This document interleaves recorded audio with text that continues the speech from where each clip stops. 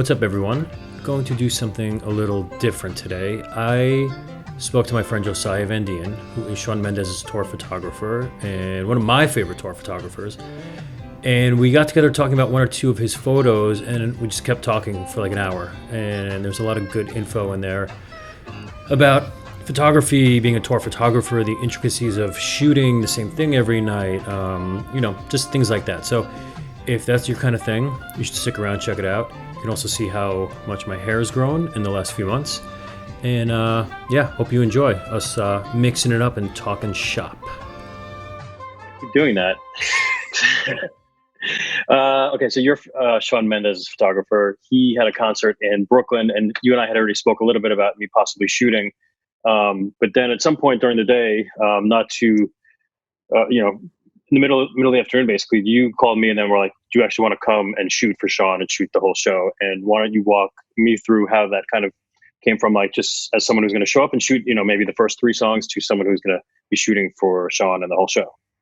Yeah, well, basically we had some stuff going on that day. We were filming that show live. So it was our second night in Barclays. So we had already done the first show, and I kind of was just helping out the film crew, kind of showing them like where the big moments were, stuff like that. So I figured, why not? You had already asked to shoot, and I wasn't sure like what the load would be for that night. And then Shawn's management was like, well, can we just get someone else to shoot it instead of you? And I was like, yeah, absolutely. Just hit you up. Figured it was, since you already wanted to come do it, it would be easier. So yeah, it was just super last minute stuff, and it worked out great. It worked out good because, well, first when you messaged me, I was sitting with my cousin's daughter who was in Brooklyn to go to the show. So she, first of all, like the fact that I was even talking to you in that moment, like, was blowing her mind. And so like you were like really like making me look super cool with like her and her friend. And I live down the block from Barclays. I mean, I walked to the show, so it was super convenient. And I felt like I had seen his show so many times just through your photos. And so that was interesting for me as someone who is typically a tour photographer. I'm like, okay, now I'm stepping onto your turf, and like knowing what you do and what you do well. And I'm like, okay, well, how could I do this, in my own way, and without still being like inspired by what you do? Yeah. And so that was, that's kind of where this idea to have you on came from, is because, we see these same moments every night and we know the moments that work. And so like, how do you change it up each night to not shoot that great shot that is going to work every night, that maybe it's going to be like 5% better than on this night? Yeah. You just like abandon it and you just try to change it up every time. Like, do you have kind of a motive or a theory behind that? I think like the best like question you can ask yourself when you're a tour photographer is like, did I already shoot this? And it's like finding like halfway through the show, because I look through my photos on a laptop. Like I have a whole workstation and everything that I start editing during the show. And if I'm getting like halfway through it and I'm just like, I've seen all of these photos before, you just have to like go out on a limb and try something new. If that's like through like different lenses, different like stage positions, because like it's easy because I know when everything's going to happen. Yeah. So it's a lot easier to know, to like have that grasp down, and then just kind of work around it and figure out, okay, like if he's going to jump, like, yeah, I've gotten a bunch of photos from behind him, like maybe not get one from in front of him tonight, or like, oh, like I could hide behind like the piano that we had on stage and do something from there. Or it's just kind of trying to find something that's new, that's like a place that I haven't gotten this photo from yet. How often do you surprise yourself with or I should say, how often are you successful with maybe a moment that works in this, like in one spot, and then you did something new and you're like, oh shit, that was actually the right spot? Yeah, I mean, all the time. I would feel like probably once or twice a show. You got to find, because I mean, we have an hour and a half set, so like it's a long show. Mm-hmm. So you find a moment here and there. You got to pick your battles and find which ones to win. Every night. I mean, at the end of the day, you have to since our tour last year was so long, I mean, we did 107 shows with the same production, same setup, same songs, other than we added a couple new things here and there. But for the most part, all those shows were the exact same. So you have to find something that's not repetitive, because the whole point of our job is to all the photos are going to get put on Instagram and different like outlets. But we started that tour in March. By the time August runs around, everyone's just kind of like, all right, cool, like we get it, like there's a flower in the middle of the state of the arena, like, so it's just trying to find something that's different, it's more interactive, I guess. Because I think that's the big thing. Like where I come from is like I grew up in like a small town. So I was about 2 hours south of Orlando. So I didn't necessarily have like easy access to concerts when I was a kid. So I vicariously lived through like YouTube videos and things like that, because not a lot of tours came through Florida, like especially like pop tours or anything like that. Like you would get maybe one in Miami, depending on how big it was at the time, because there wasn't that much. It wasn't necessarily that big of a crowd in Florida at the time. I feel like the Amway Arena is fairly new in Orlando. Before that, it was pretty small, so they didn't really do a lot of shows there. So it was like I would watch YouTube videos and things like that, and I always kind of like realized like, oh wow, I haven't seen that before. Like someone would put up a video of like a song that was in the set that like wasn't their single. So I always looked at the like we have B stages, we have random things like that, but it's just trying to find the interaction, and find the moments that are like that there's like high energy and high crowd interaction, and then place around that. And also it's like using different lenses. I think that's a big thing too.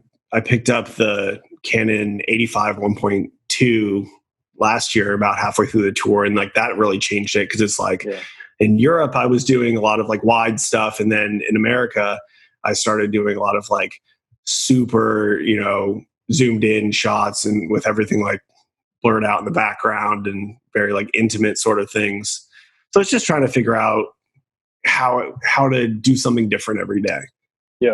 When you shoot, I mean, you've been shooting with Shawn for a while, and he plays massive places. Do you approach like the photos at all where, I sometimes am on the fence. I'm like, do I want to make this person look larger than life, or do I want to make them look, just like your everyday person, like the celebrities are just like us kind of thing?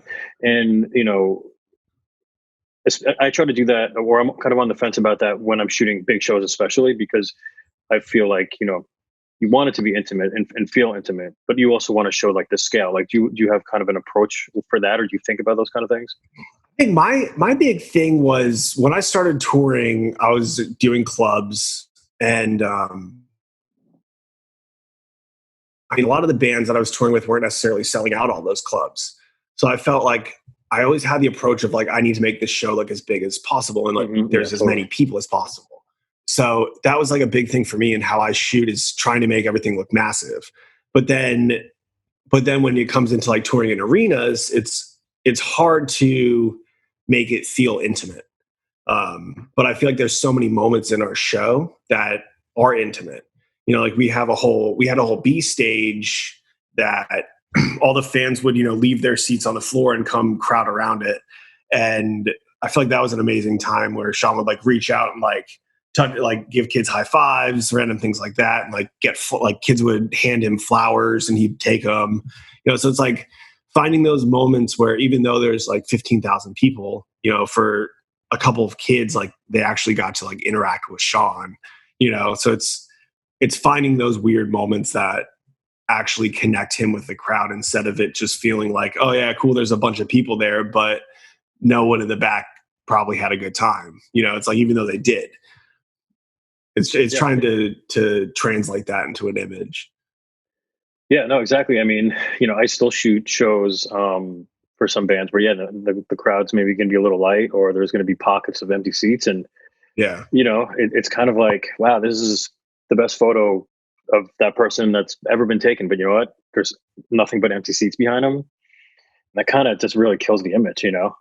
Yeah. I used to shoot this tennis tour, and sometimes the crowds would be light, and I'm like, man, I got like one little window to shoot, so there's crowds behind these players, because otherwise it's just gonna look like shit, and they'll never use the photo. So it is interesting when, you know, you have now the luxury of like a full enormous arena, things you could do, or that you don't have to alter the way you're going to shoot because of, you know, something like that. And at the end of the day, you can use the skills that you had to, like, when you were trying to make those things look full and make it look even bigger, you know? Yeah. Because that's the thing, is just like finding the right angle. Is like, all right, cool, I'm going to get a little bit lower so that like there's a lot, you know, that everything kind of blends in. But when that's full, it looks even more full. Yeah, I noticed too, it's some festivals too now, you know, they have their VIP, ultra VIP areas like up front in a certain area. And sometimes too, where, you know, there's 60,000 people out in the field, but then there's this pocket up front that is like, you know, 40% full maybe. Which I know some of the artists I work with don't really like that, because usually those are the people that aren't as into the show as like the fans who are going to be camping out there all day long for the set. So do you find, because like I know you kind of came from more of a would you say hardcore background, or like metal? I used to tour like metal bands, stuff like that. Right.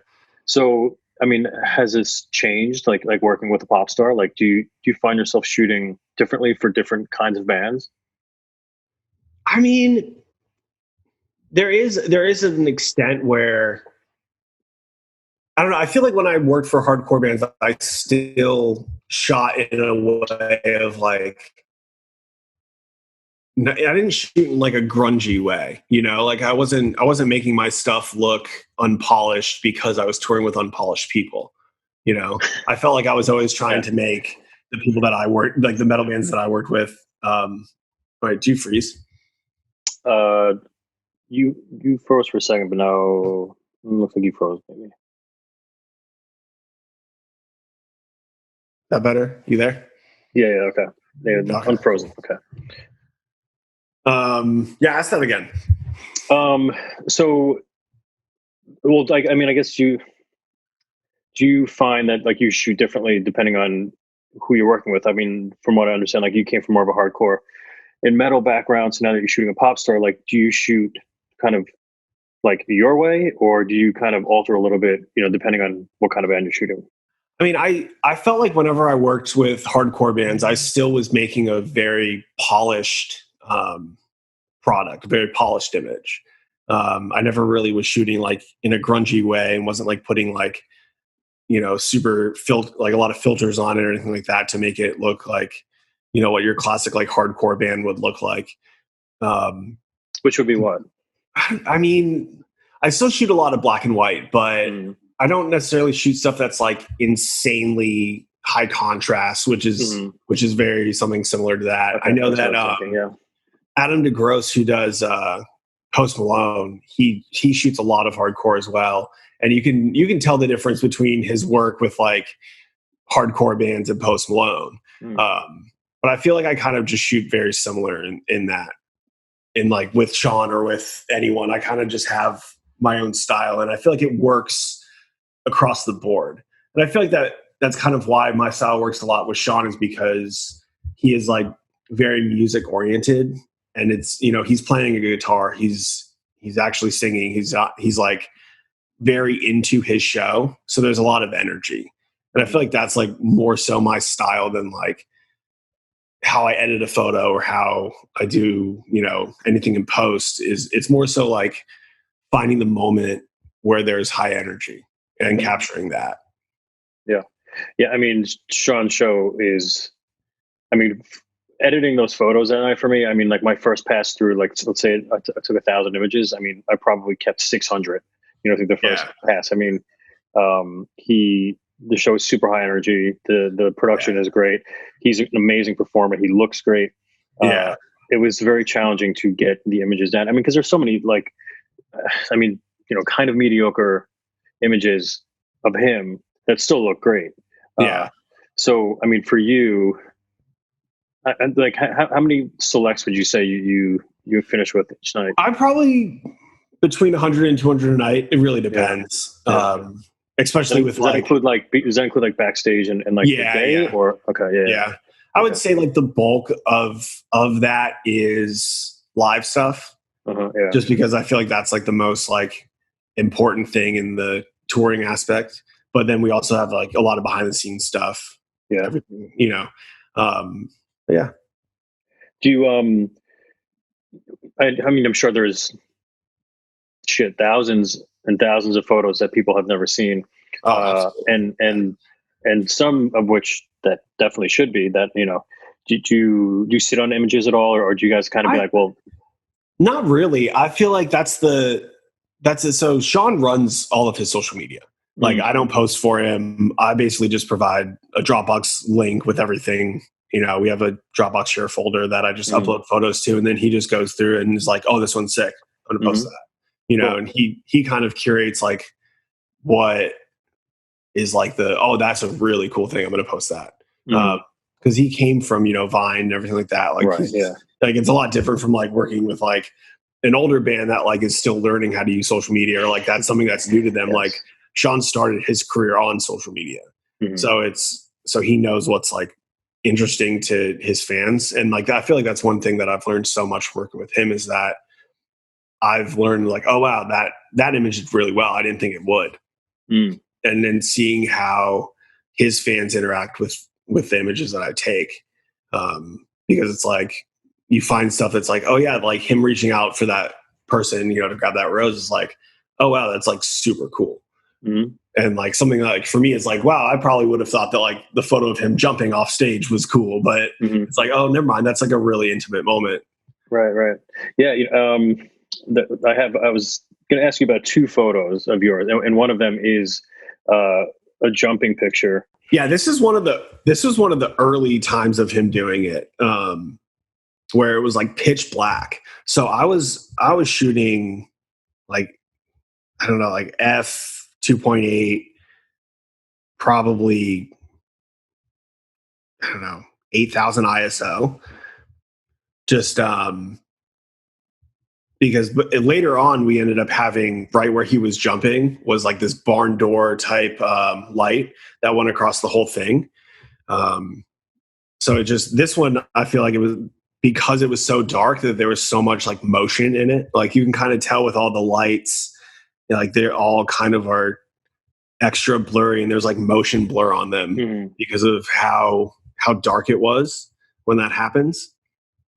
Yeah, it's just a super interesting thing. And it's also like super weird because, I mean, I always feel super self-conscious when I'm on stage because it's like there's like 10,000 people up there and they all paid to see Shawn play. And like they paid to be immersed in this concert for like hour and 45 minutes. So it's like I always hate the idea of like, okay, cool, I'm just going to hang out on stage and take a bunch of photos because I feel like it's going to ruin, like, people are just going to be like, all right, what's that guy doing there? Like, what's the point of him being up there right now? Like, he's not playing an instrument. He's just taking photos, you know? I feel like that's a big thing for me is like to try and find like, to be on stage as minimal as possible, but to still get great photos of it. So like, that's always one of those times where like, because it's pitch black, I can just like the lights go out. I just like will pop up, take a couple photos and then pop right back off. So it's a really interesting, difficult shot to get because it was so dark when that was happening. And it was kind of lack of better words, it was a shot in the dark if, you know, I'd have enough light that night based on like how tall the roof was, you know, because there's some arenas that have super low roofs that you get a lot of reflections off of the wristbands that we had in the crowd. And then some of them were like super tall, like, and you didn't get any light coming from the crowd at all because it was just such a dark room. But yeah, it's just I feel like that was one of the moments on tour that was a consistently decent shot if you got it right because of how it was like lit and how it was just super. There was a lot of motion in it. Do you shoot motor drive at all? Like or are you more like a single shot kind of guy? No, I mean, I'm like a 5 burst kind of guy. Like it's like 5 clicks. All right, cool. Like, let's go on. Like, I don't really just sit there and just like rain down the shutter for an hour, but right. you got to get a couple like selects. Yeah. From like, I mean, I switch in and out a lot during the show for like a moment like that. I maybe like flip it into, more of the high speed shutter situation. But I find, and again, this kind of goes back to when I used to shoot sports. I find that I'm more precise when I'm just shooting a single frame. And so sometimes like with tennis again, if you hold that shutter down, even with like a 12 or 15 frame per second camera, you're still not going to get, I mean, you'll get lucky, but you're not going to get the racket hitting the ball. It's too fast. You have to be more precise. And so I kind of brought that over to concerts. I like to shoot one at a time, but I definitely have my motor drive. And that's the thing. That's the thing with when I was shooting with like an 85, I felt like I was doing that a lot because you're at 1.2 and he moves an inch and he's out of focus. Yeah, right. So it was one of those things like for that, like I was very precise on, I would, change it to the one photo a thing. So you couldn't so you didn't waste your time in post. Because it's like, if you were just shooting burst on something like that, it's like, okay, cool. Like now I'm just sitting here trying to figure out which one's in focus. And now I'm spending 5 minutes on like a couple selects of photos to figure out which one I liked instead of like, cool, that one was in focus. Great. That one's in focus. Great. Like, just burn through them. Because I think I feel like a really big part of my process is fast turnaround. Because it depends on where we are. Like a lot of places, if we're on the East Coast of America, you're still probably going to post that night. Especially if like we're in Europe, he's definitely going to post that night because America, it's 6 p.m. when we got off stage. So, if I can get him photos within a half hour, it'll be like 6:37. That's when everyone's sitting on their phones. Talk about it. When you're on the West Coast, of America, it's a lot different. Or like in Asia, because like it's on completely different time zones, and like it depends. Like it's still important to the people that are there, obviously, but as a whole, I think it's weird because Instagram doesn't.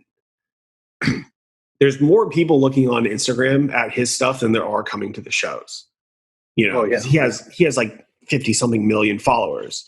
So it's like there's, our biggest show was 50,000 people in Toronto, which is insane. Like that's a lot of people, but like any given time, at least 2 or 3 million people are going to look or interact with one of his posts, maybe upwards like 10. I actually don't know how much his most liked photo is, but it's something, it's a couple million people are looking at every given photo. So I think it's like important to have like a super fast turnaround time. So it's like finding random things that are going to cut down on your post time is always great. Yeah. Some bands I work with, despite where we are, they like to get things up and out just so they exist because the fan sites will generally just pick something else from someone else in the crowd. Exactly. Yeah. And then that gets, kind of passed around and generated. So, we kind of like to get, no matter what the time is. But again, these artists collectively, aren't even close to 50 million Instagram users. So that is a whole another level. Yeah. I mean, it depends though. Cause like, that's the thing though, is that the scale of it is there. Like, it doesn't matter if someone's, selling out, if they're selling out like 1,000 cap clubs, they're obviously going to have less followers on the internet, but it's all scalable. So like, just because they're selling out 1,000 cap rooms, like that means like a couple 100,000 people are, still watching them on the internet every day and still interested in their content and waiting for them to come to their town. It's a big, I feel like the whole thing of our job is to sell tickets at the end of the day. That's like the big thing is like, is this going to sell tickets? Is this going to make someone that wasn't going to buy a ticket be like, wow, that looks awesome. I want to go to that show. Yeah. Yeah. And I think I took a lot of, from like the sort of commercial photography, and I used to do a lot of Getty Images stuff, and a lot of it was brand oriented. That was always the thing. And again, what we were talking about before is like making it look as big as possible, making it look very sellable. Is super important. And I think having that mentality as a tour photographer is really great for the artist. That's the mentality that a lot of photographers don't have, just because they've never been in that kind of world. So it's great that you're also considering that. One other photo I wanted to do, which is to me, if I had to pick your Shawn Mendes live photo, God, this photo is this photo here of him running through the crowd. And I remember me being seeing that moment, and knowing how well you've captured it. Your security was definitely didn't love the idea of me maybe stepping into the line of fire. I'm the new guy. They probably think they have to think that I have no idea what I'm going to do, or no idea what I'm doing to protect their artist and everyone. I think that's more so like that instance changes every night. Whatever he does, it changes every night. You never know if he's going to run the full thing. You never know if someone's going to try and jump over the barricade, because people have tried to do that before. Like that's always a thing where, like, even me, I'm like sitting there trying to figure out, all right, cool, what can I do to not get run over tonight? Because that kid's fast. Yeah. That kid's 21 years old and in the best shape of, like, better shape than like most athletes. Mm-hmm. Yeah, I'm not. Yeah. I'm 30 and get winded after running, like, down the stairs. Mm-hmm. So it's one of those things where you have to, like, that situation's always like a tough one, because you, like, for me, like, with that photo, I was standing, like, my feet are like in between one of the barricade. Like the barricade comes down and it has the metal bars to like support it. I'm like, I was standing in between one of those and like reaching, like leaning out, and then like last minute just like, all right, cool. And then like he runs by and like 3 security guards that, weigh like, that are just jacked, like big guys just like run by, and it's like, okay, cool. Glad I didn't get run over tonight. Yeah, because from the photo, hold on, let me pull it back up.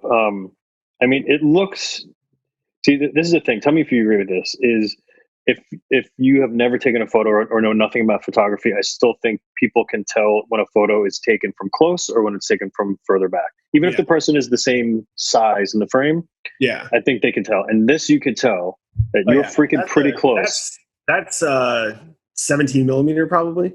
I mean, he's within 1 second, he's already passed you. Like within a half a second, he is already passed you. So, to get this shot, because I've seen him move in this situation, and I know that he is not slowing down at any point from where he is to when he goes by you. No. So this, it's just everything about this picture. Like, this is a picture that, like, a brand would want to recreate and like spend hundreds of thousands of dollars trying to recreate, and like, but in a set, on a set, and run through dozens of takes. And this is like, even though his face, all the confetti, you can still see his face. And it's great too, because it's coming from both sides, not like in probably a lot of times where it's just from the front row, it's on the one side. So that was at our show in Toronto, and that was at Rogers Center, which is where the Blue play. So that was like our like biggest show last year. It was like 50,000 people, and they had a catwalk, not a catwalk, just the barricade was going all the way from the stage front of house, like a festival. Yeah, it is very festival style. Yeah. So that was him running back at the end of the show, which is crazy. We had the most insane amount of confetti that show. Like, we had it like where it normally was. We had it like on trusses up top. It was insane. Yeah, I think to get this photo at one of the biggest shows that he's done, like, on his own in his hometown, also probably must feel really great for you. I imagine that he loves this photo as well. Yeah. There's definitely something, it's fun when you definitely get used to a certain, atmosphere, if you will, whether it's like a festival or an arena. And it's like, like the MSGs of the world, or like, there's just certain cities and venues that carry a little bit more weight. And so like for something like this, is super special. And yeah, Absolutely. I love that photo. I mean, that's the same thing with, like, when I talk about like the repetitiveness of last year. It's like, all of the shows were in arenas, which they're all the same shape. We have the exact same stage. We have the exact same lighting, but that was different because it was in a baseball stadium. So, the shape's different. The stage is it's like the same design, but it's like at a different height.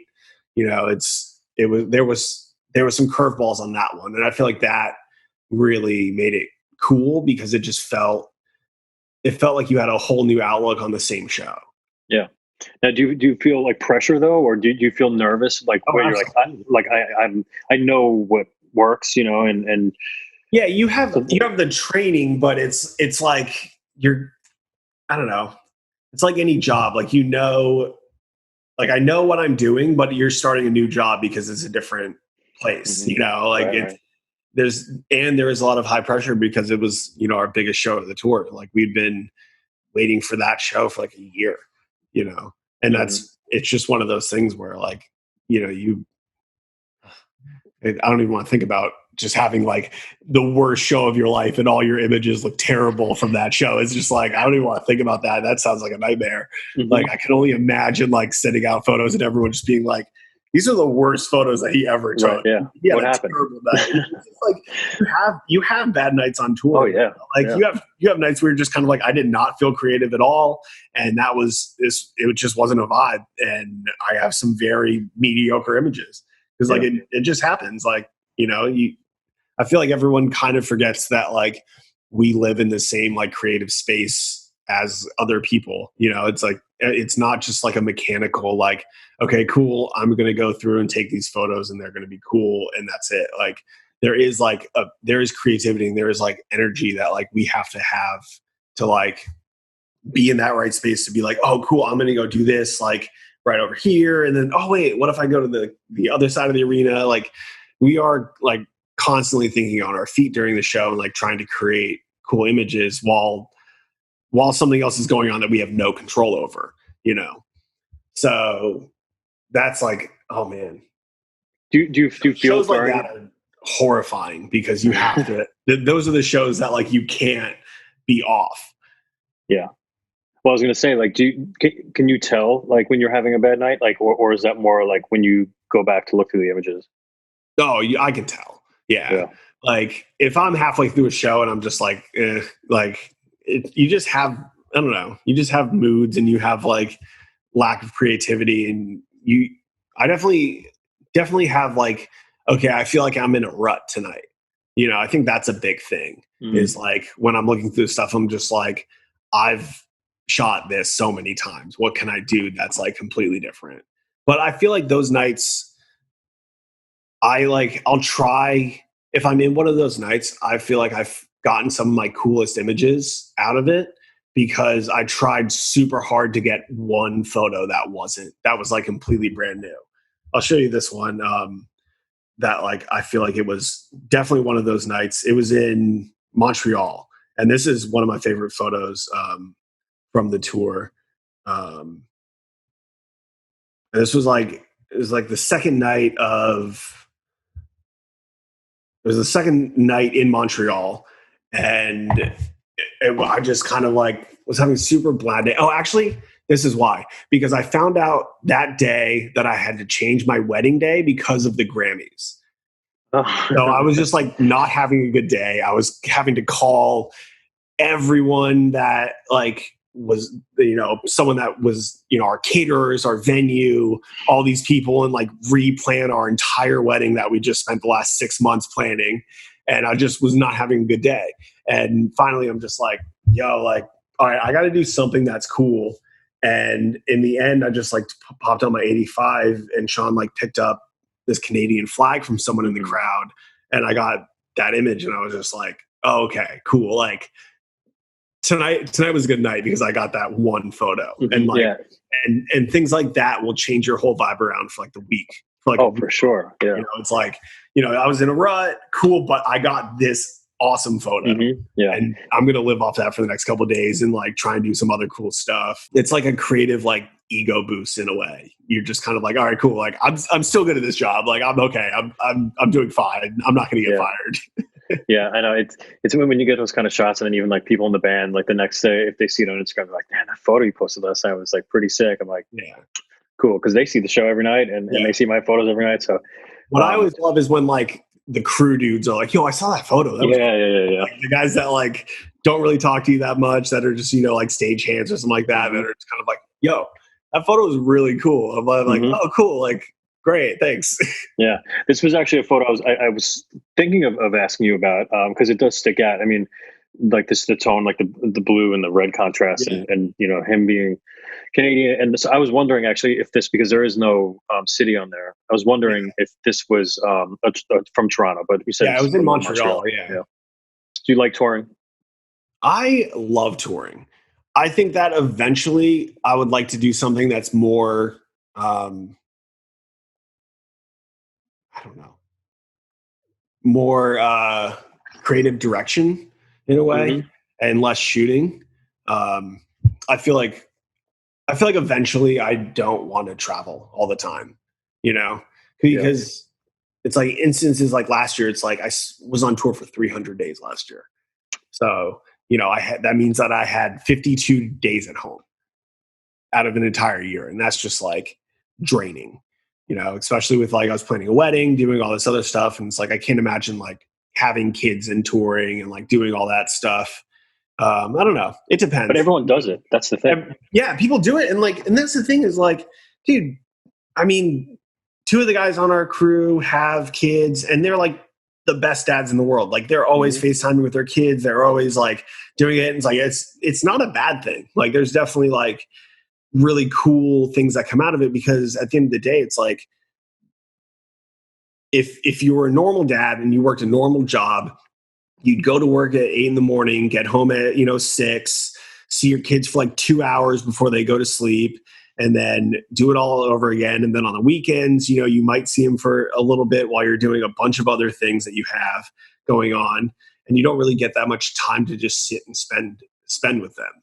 So it's like the kind of the way that one of the guys put it is like, I don't get to see them every day, but when I get to see them, I get to see them and I get to spend time with them. And I get to, I'll have 2 months off where I just get to spend 2 months with my kids, and I get to actually like be involved in like actual long times. Cause if you didn't, like you maybe get 2 weeks a year that you have vacations, that you can actually spend like solid time with them. So it's just it's a win some, lose some, in a way. Yeah, but definitely. More so in general, like I feel like concert photography is a very like it's cool. I thoroughly enjoy it. I feel like I'm pretty good at it, and I enjoy doing it. But I do feel like there would be a lot of fun when I get older to do more creative direction and finding and like just doing something that's a little more creative in a way. Because for like concert photographers, it's like I'm just capturing something that's already happening. Like I'm a part of like designing some stuff every now and again. Me and Shawn's LD are like best friends. We talk about everything. I'm like, hey, like, could we do this a little bit different? And we have suggestions, but at the end of the day, like, it's not my show. I'm just capturing the show. So I wonder what eventually I would like to do something where like, it was just a little bit more creative, whether that's like shooting commercial work or doing something that's not music related. I don't know. I'm not sure. Something that's more just like artistic in general. Like actually shooting some sort of fine art project, or I don't know what it is. But I don't know. Well, that's why I think like I love your portraits of in general, but especially of the Shawn stuff. And I feel like that's where we can maybe put our fingerprint on this a little bit more, because you're right. Like we could take like super dope photos of the show, but at the end of the day, we just stood there and clicked at the right moment. Like I mean, of course, there's some skill that goes into what we do, but I think the offstage moments are like where you can really shine. And I hear you with that. It's but I guess in terms of creatively, that's kind of where you are. But in terms of like the moving around and traveling, like you were married recently, Oh my gosh, I married someone that works in an airline. I'm not going to stop traveling. Shit. Okay. Like, You're good. I'm actually this is the one like Smart guy. super annoying thing about coronavirus is that literally my flight benefits kicked in like 2 weeks before we got locked down. So it's like I can fly standby to a bunch of places and just pay taxes on it and like go out and see stuff like not on tour. Cause like, I mean, that's the big thing with tour. Like I think one of my friends has it tattooed on him. It's been everywhere, seen nothing. Mm-hmm. Oh yeah. Because I've been to 48 countries in the world. Have I done anything in most of those places? No. Yeah. Because most of the places you're there for a day. You get to go see one thing. And it's like, okay, cool. I'm in Paris. I'm going to go see the Eiffel Tower. And then you go back to the venue. From a distance. From a distance. Yeah. You saw it like actually, well, one day we had a morning off. Like we got into Paris at like 7 a.m. and we didn't have lobby call until like 11. So I'm like, it was my first time in Paris. And I'm just like, all right, cool. I'm going to go to the Eiffel Tower, get to the Eiffel Tower, and the wait to take the elevator to the top, or not even the top, just like the first level was like 2 hours. Like it's like wrapped around the whole entire place. And I'm just like, okay, well, clearly that's not going to work because it's, it was a 45-minute walk to get to whatever. I don't know how to get a taxi here. Like Uber wasn't a thing in Paris at the time. And I'm just like, well, all right, fuck it. Like there's stairs over there. Like, I wonder how long that line is. I get to that one. There's no line. The dude like has looked at me like I'm insane. And I'm just kind of like, well, I want to go to the top. And this is the only, like, how long does it take to walk up? And he's like, I don't know, like 20 minutes. And I'm like, okay, cool. Yeah. And it was a quarter of the price. So I'm just like, sure. Like, I'll just go do that. Yeah. Like you do get to do some stuff, but at the end of the day, like you don't really get to spend a lot of time places and get like immersed into the culture where you're visiting. Yeah. So that's the thing for me is that I want to do more of that. And just actually get to see places that like I've been. I'm like, oh, I like that place, but I didn't really get to do anything, That's a real thing. Yeah. I mean, I've certainly know what that's like. I think when you're able to work with bigger bands, I feel like you get a little bit more time. And I feel like you also, there's more perks involved too, where, local promoters are kind of setting these things up and you're kind of getting like the best of, with minimal kind of interference. So like you're able to like get picked up and go straight to this one place. And, like we went to Graceland, last year. And so, and we kind of had a little maybe better treatment than, the average general admission person. So we were kind of able to like swoop in and out. And I mean, to me, that's sort of like the same as when you're like a frequent flyer, like you get treated a little bit better because we've already dealt with all the bullshit. Yeah. That people usually don't have to deal with maybe once every 18 months. We've dealt with that. So we should get a little bit better of the treatment. So and the sun was so perfectly not in my way. Your eyes look amazing right now, though. Oh, thank you. Now I'm getting these weird shadows of my makeshift, this is like literally, it was, I guess, now turning into a podcast because this was supposed to be like 5 minutes long talking about like a photo. Well, you can cut it. Yeah, exactly. I don't know, but maybe I need to keep this moment here.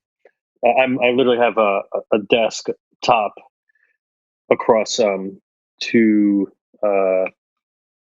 high chairs for my kitchen. Well, just because my normal desk. Just find yourself lucky that you actually have sunshine.